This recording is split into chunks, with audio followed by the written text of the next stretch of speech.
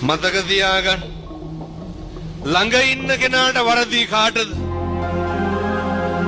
බණ කියන්න වෙලාවක් නේද? විනාඩි 50ක් ඉවර වෙලා තියෙනවා. ඔය බිරිඳට වරදින්න පුළුවන්. දරුවන්ට වරදින්න පුළුවන්. ස්වාමියාට වරදින්න පුළුවන්. අම්මට තාත්තට වරදින්න පුළුවන්. ඒ වැරදි කොච්චරද කියනවනම් අම්මා තාත්තා රැවටිලා ඔය ඉඩකටන් කාට හරි ලිව්වා ලිව්වට පස්සේ සලකන්නේ නේ වැරදුනා.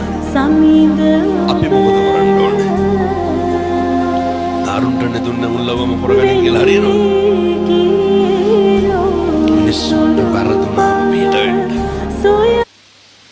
දරුවන්ට වරදි වැරදුනහම පිට වෙන්න.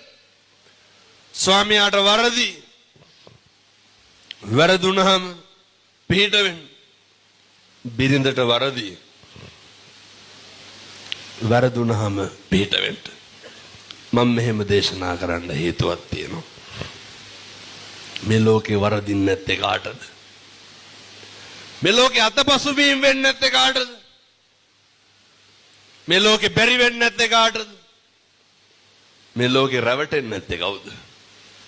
හැම කෙනෙක්ම රැවටෙනවා. හැම කෙනෙක්ම අහුවෙනවා. හැම කෙනෙකුටම වරදිනවා. මිනිස්සු අපහසුතාවයට පත් වෙන්නේ වැරදුනහම, රැවටුනහම, මිනිස්සුන්ට ප්‍රශ්න වුණාම. ඒ වගේ වෙලාවට ඕන සනසෙන්න පින්නතුනි.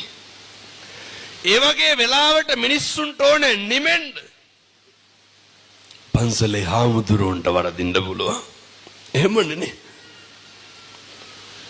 අපේ ප්‍රියතමයන්ට වරදින්න පුළුවන්. අනේකට කොච්චර වැරදුනත් කමක් නැහැ. එක දෙයක් විතරක් පරිස්සම් කරගන්න. අපේ තියෙන සත්පුරුෂකම තියාගන්න. අපේ තියෙන කල්යාණ මිත්‍රත්වය තියාගන්න. ඔයත් ඔය පුරුදු කරන නඩත්තු කරන ඔය බෝධිසත්ව ගුණයන් ටික ඉතුරු කරගන්න. මොකද අපිට ඉතුරු වෙන්නේ මොකද්ද? ඔච්චරයි.